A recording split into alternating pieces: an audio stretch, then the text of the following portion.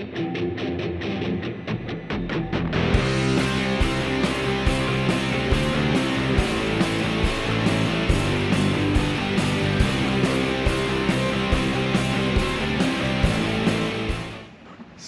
welcome, Rock Solid Motorsports friends and fans.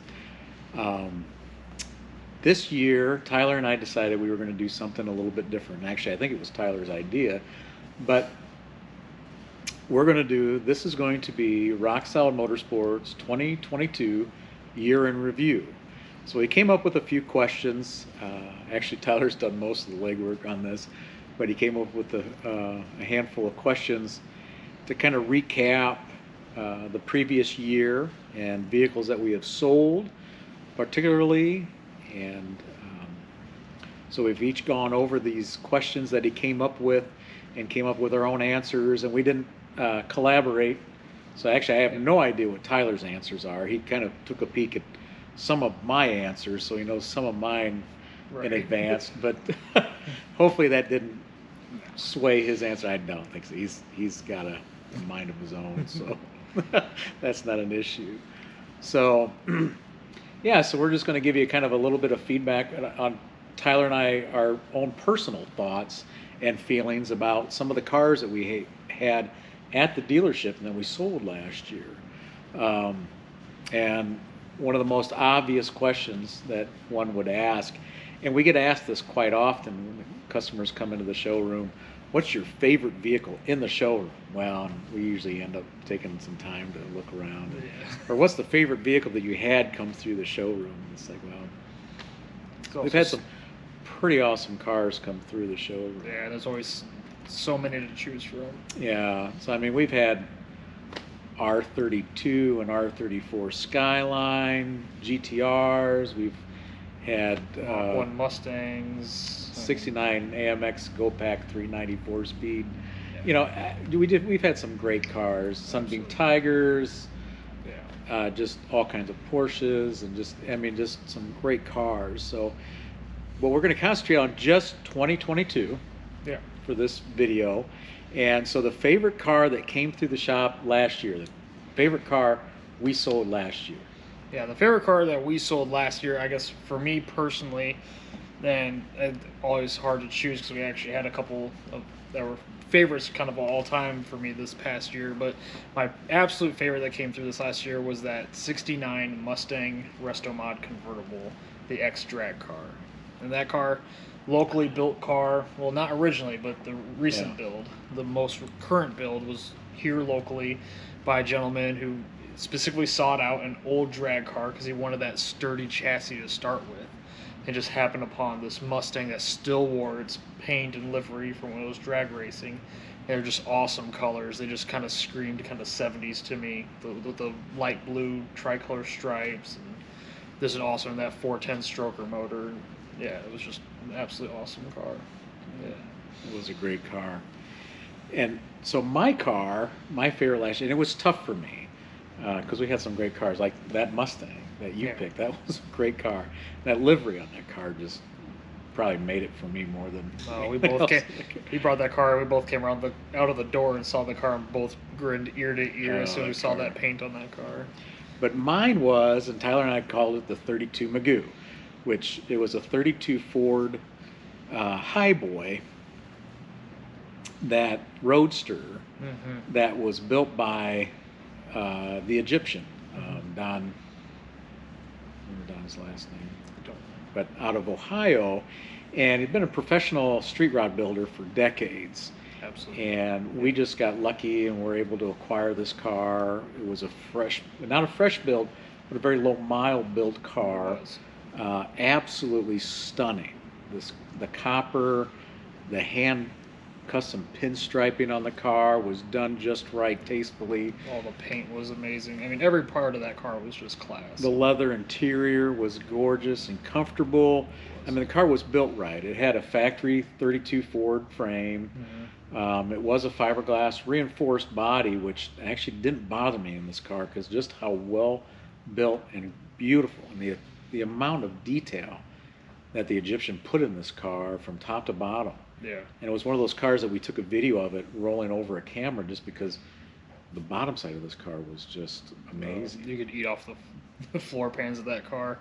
Yeah, and we took it to one of the shows one of the car shows here locally that we sponsor, and we don't judge our cars that we have for sale there that we have on display. Right. But the judges told the radio station that heads up this car show that had we put that car in there, it would have gotten best of show. It was just absolutely fantastic. Just a gorgeous car. Yeah, it was. That was definitely an honorable mention for me. Yeah. The Magoo 32. So yeah, to follow that up, kind of change it up a little bit because usually the cars get the spotlight. But favorite truck of 2022 that come through the shop. And we've had some great trucks. We all know that the truck market is strong, and it has been. So we've had some great trucks go through.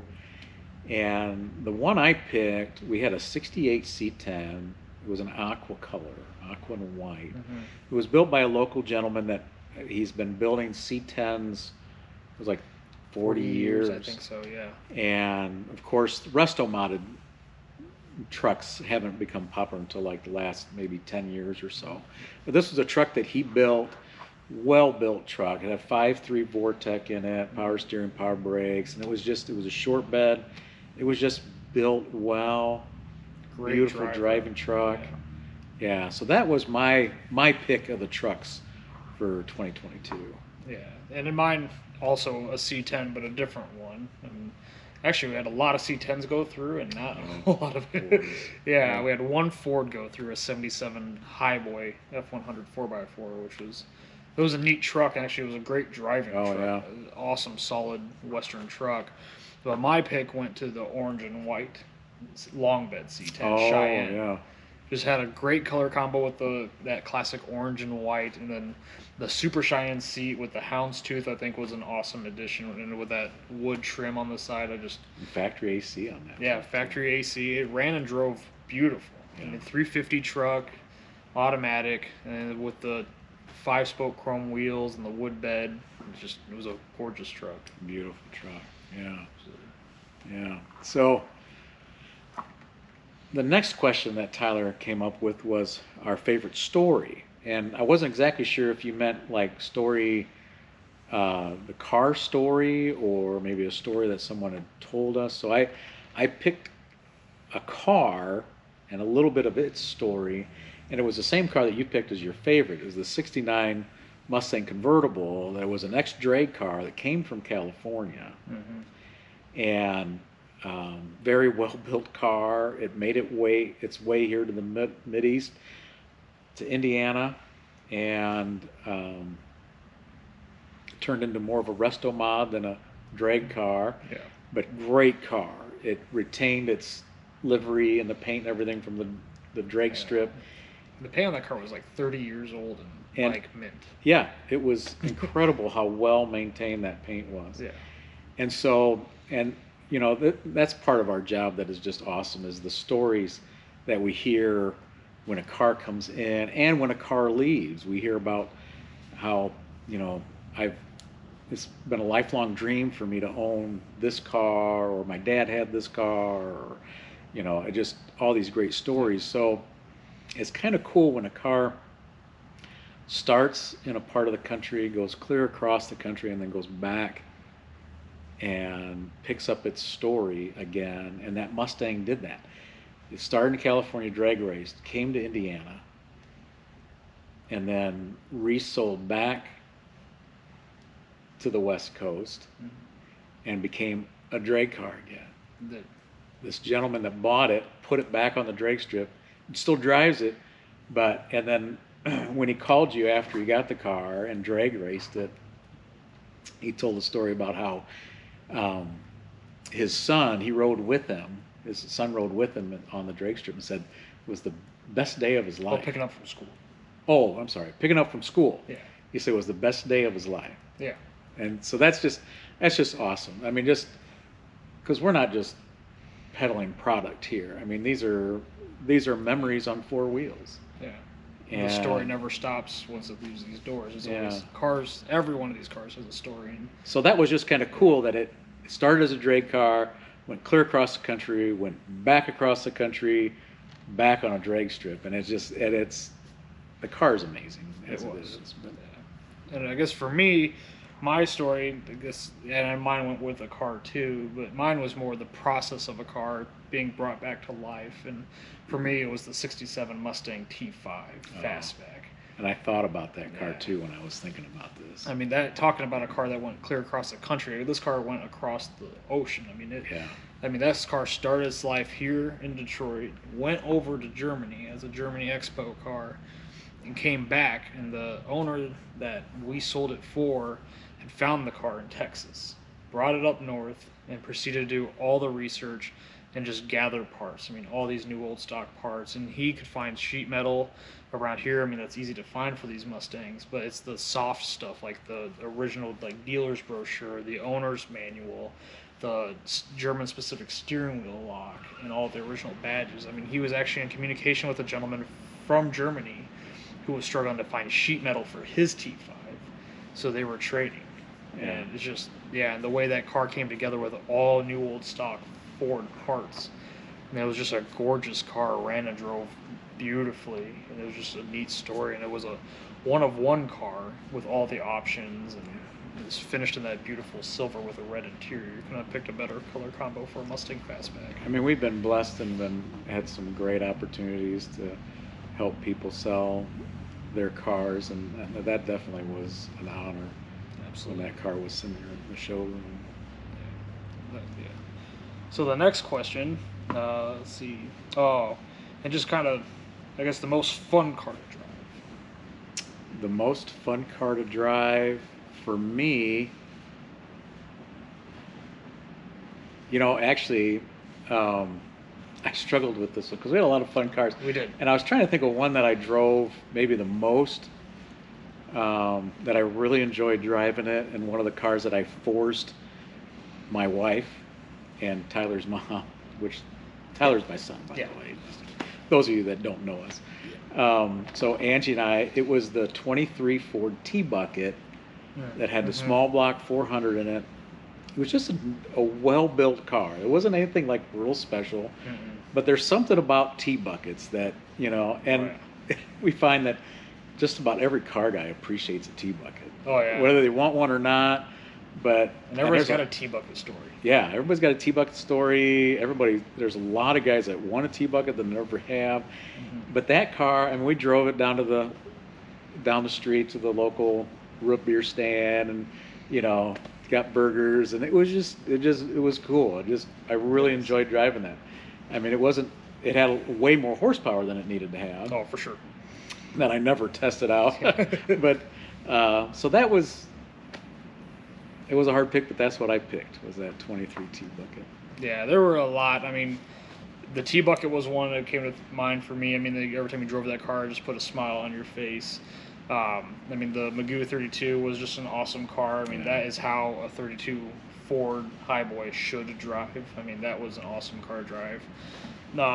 For me, and also, I guess, the Factory 5 Cobra, the 347 Stroker. Oh, yeah. That was... All of the Cobras that come through here are just amazing cars We've to had drive. some great Cobras. We have. And that one was, fuel injected, 347 Stroker. It was an animal. Yeah. No, definitely one that just wanted to run. It wasn't a cruiser.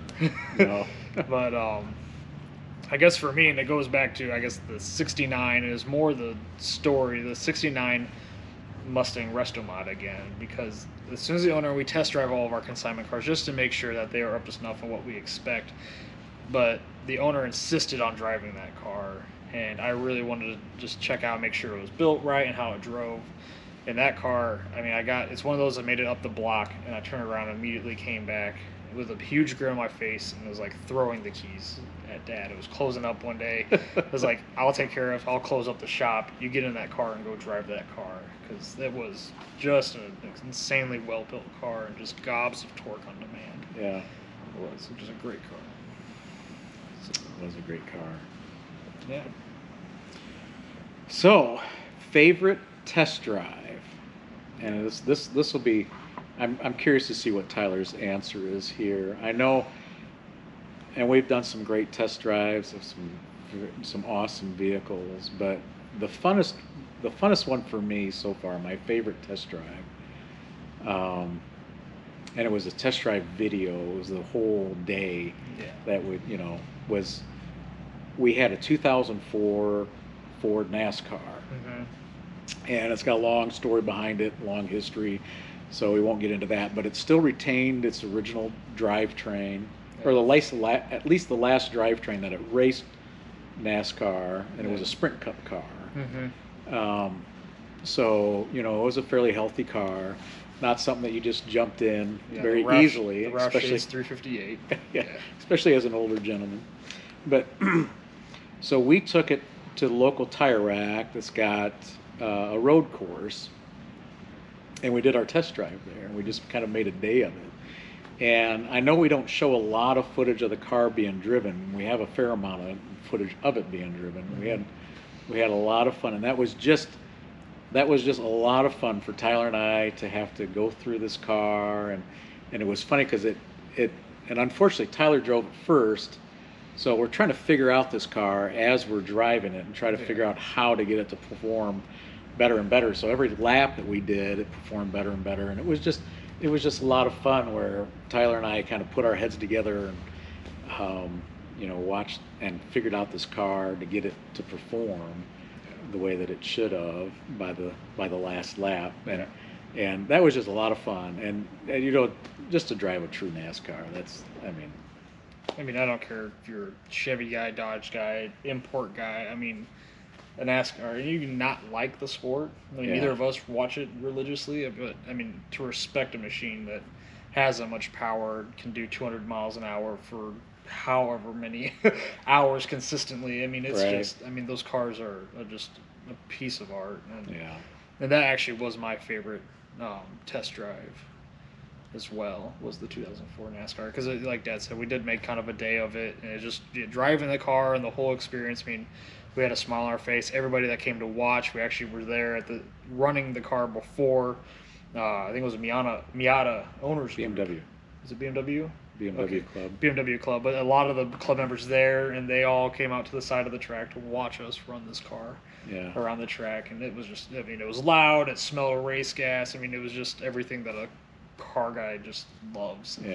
It was, and everyone there just had such a great time. It was such a great experience. Yeah, it was a lot of fun. Yeah. So then, on to the next one. Favorite event of the year?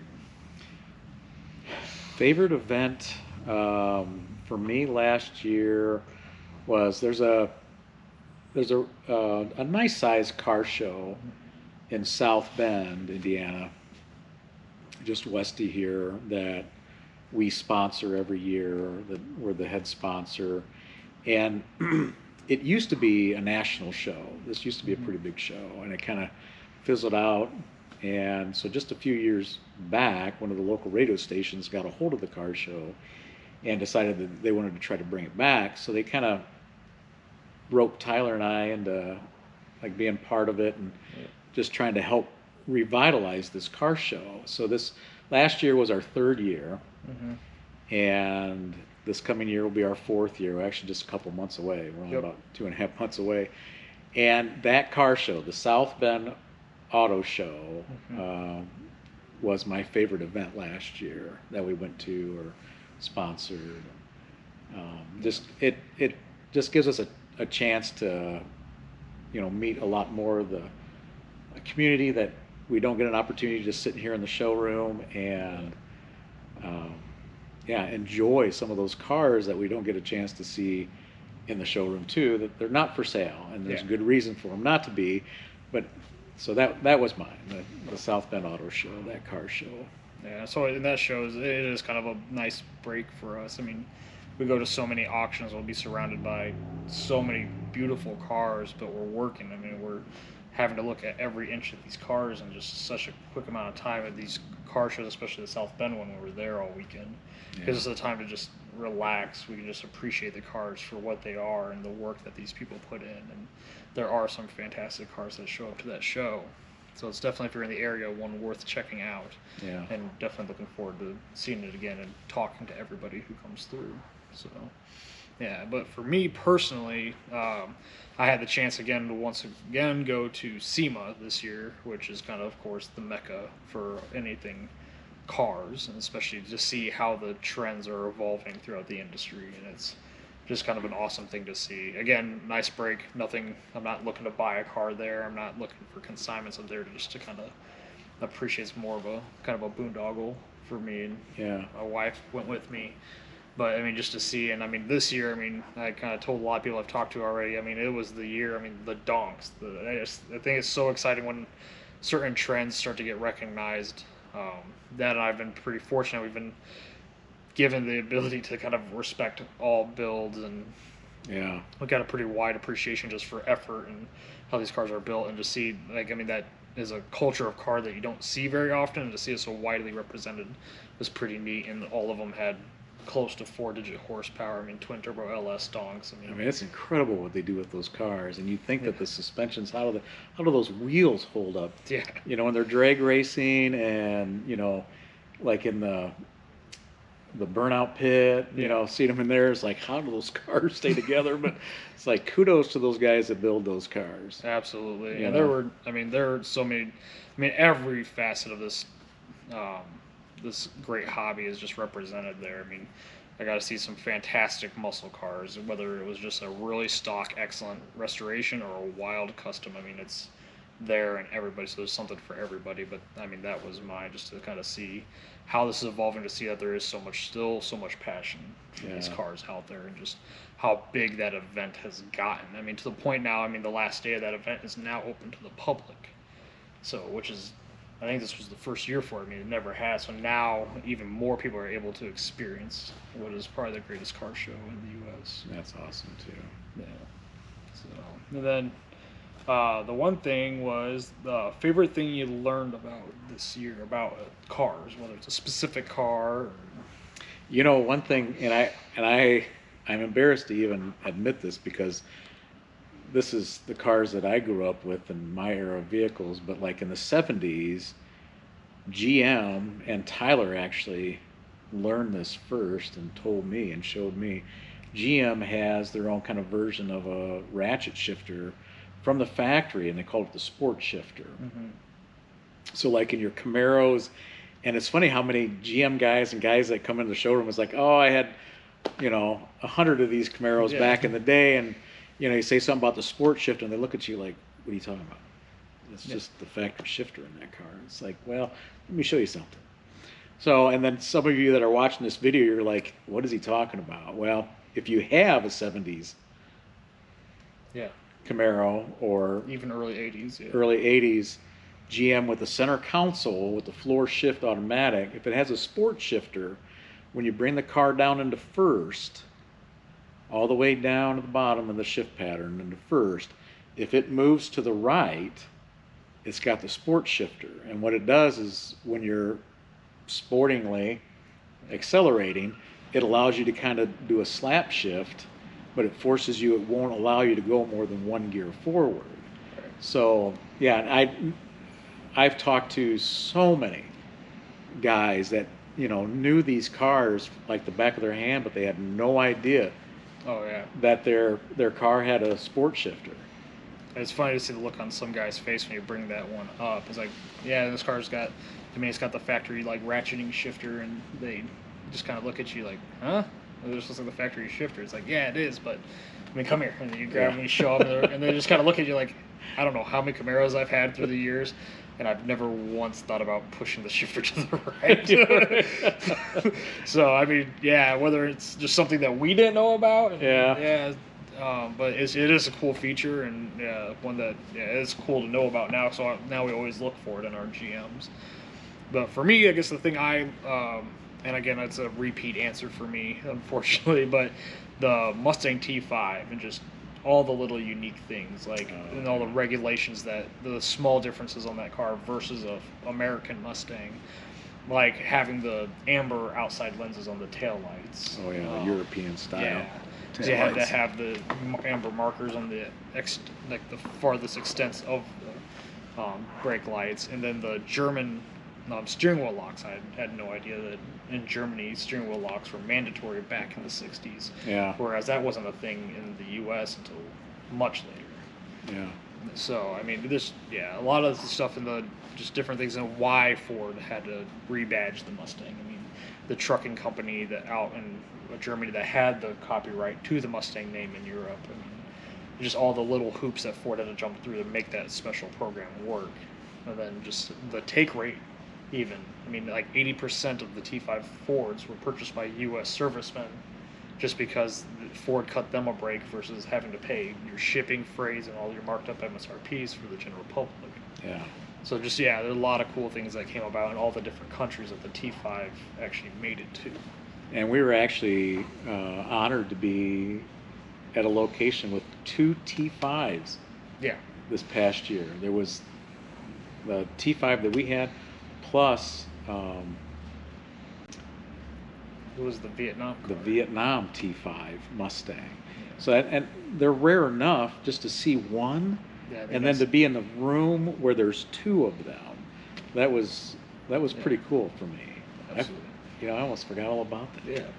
So, we get some get to experience some things that we don't necessarily take for granted, but All right, so we're going to wrap it up with one last question, and it's one that we get asked quite often too. And it's be interesting to see if our answers are a duplicate again.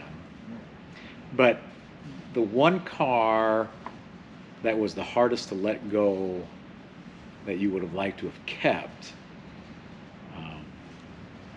that we sold last year? For me, and that was a tough one. There was a couple. Of course, I'm a Mustang geek, and that's like what I collect personally. We had some great Mustangs come through, and my answer is a Mustang.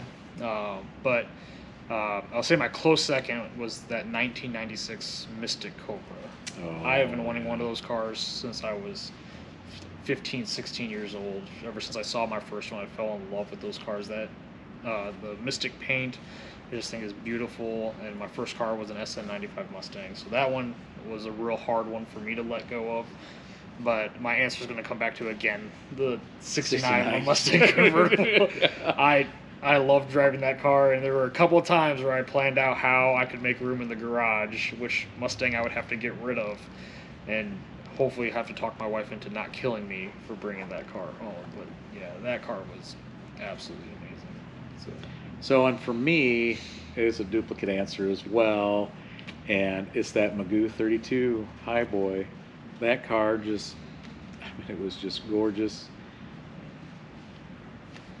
That's all I've got to say about that. It's just, it was a great car. Now, I guess before we leave, though, I would like to make, if we could touch on some honorable mentions, some great cars that went through the shop here. Absolutely. One that was on my top for like one of my favorites that went through here, and this would be funny because it's not a car that you would expect, but we had a 1965 Chevy Corvair go through the shop. It was an all-original car. It's probably one of the most original Corvairs I've ever seen. Had less than 11,000 original miles, and this car was amazing. It was like going back in time, a brand new 65 Corvair. It was an amazing car. It was original paint. The interior was immaculate. It was just, it had to have been one of the most original Corvairs in the States, and that is one. And no longer in the States. And it went over the pond. But, it did. But yeah, probably one of the finest Corvairs. Yeah, did have some great cars come through, including, second-gen Vipers. You're actually blessed to have 2 of those this year. At the same time. At the same time. Yeah, one being the 98 with 3,000 original miles. That was just a fantastic example of those Vipers. That car was just about flawless. It's got to be like one of the finest examples of a 98 out there. Absolutely, and very well documented, and very rare car, one of 47 to be factory ordered with a hardtop. Yeah, the RT10s. Yeah, of the RT10s. Yeah. Yeah. And then we had a Corvette or a Cobra that came through, a Cobra replica. It was an Everett Morrison built car. Actually built for Autorama. And kind of a different paint scheme that we weren't quite sure how the public was going to take to it. But Angie, my wife, she's like, you got to buy that car. And it's like, so we did, and it actually got a ton of attention. It didn't last very long. No. But that was a great car. It was. Especially for a Cobra replica, that was a great car. Yeah, again, another, I think it had a 418 stroker Windsor under the hood, 5-speed manual transmission, independent rear suspension. Yeah. Because the car had plenty of guts, handled excellently. It was just a beautiful example of a Cobra. Yeah, so that. And on my list, the T5 was on there, so we don't have to talk about the T5 No. Mustang anymore. It's definitely an honorable mention. Yeah. But did you have any other ones that? I'm sure there is. There's, I mean, the 79 LTD2, that was 100% original. The fact that we had 2 LTD2s in this showroom at the same time was... That was nuts. And super low mile, excellent examples of each. Both original cars. But that 79 with the... Sports appearance package. With the sports appearance package, that car was cool. Oh, yeah. That 70s, Mm-hmm. It was cool. Yeah, that car was one of those that, like, people would walk into the showroom. Big block Chevelle would be front and center in the showroom. Guys would just walk right past it and look at the 79 Ford LTD2. Everybody had an LTD story, too. Yeah, everyone had a a buddy in high school. Oh, yeah, this is my first car. Dad bought this one new from off the showroom floor. Yeah, everybody had an LTD story. So, yeah, I mean, we've had some fantastic cars come through in the last year, and we're going to continue to have some more. Yeah, so it'll be interesting to see what our picks are for next year. And so, everybody here at Rock Solid, we would like to extend a huge thank you to all of our friends, family, fans, and customers. You know, you've all been great. You've blessed us with a good year in 2022. We expect 2023 to be just as good because everybody's been faithful and supportive. And so, yeah, thanks for watching. Yep. And if you haven't, subscribe, because you never know what's going to come up. There might be even a blooper reel coming up soon of our walk around and test drive videos. So, yeah, absolutely. Yeah, so stay tuned, and everybody have a beautiful 2023.